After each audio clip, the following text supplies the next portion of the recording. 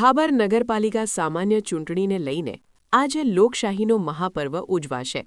શહેરના કુલ 6 વોર્ડના 24 સીટો માટે યોજાનાર મતદાનમાં 50 ઉમેદવારોના ભાવિ આજે ઈવીએમમાં સીલ થવાના છે.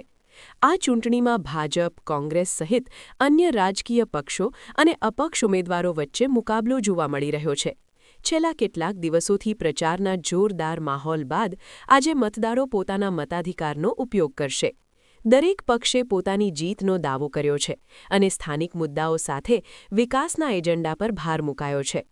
મતદાન પ્રક્રિયા શાંતિપૂર્ણ અને વ્યવસ્થિત રીતે પૂર્ણ થાય તે માટે પ્રશાસન દ્વારા કડક સુરક્ષા વ્યવસ્થા ગોઠવવામાં આવી છે.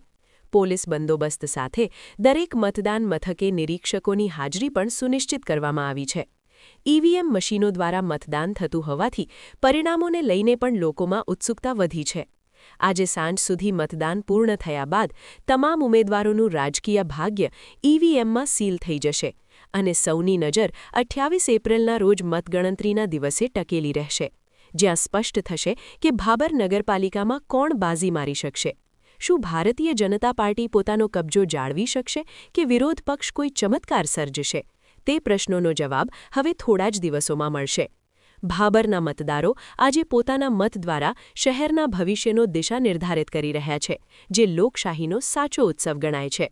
અહેવાલ સોમાભાઈ જે રાવલ, સેરી 1 ગુજરાતી ચેનલ, ભાબર, બનાસકાંઠા.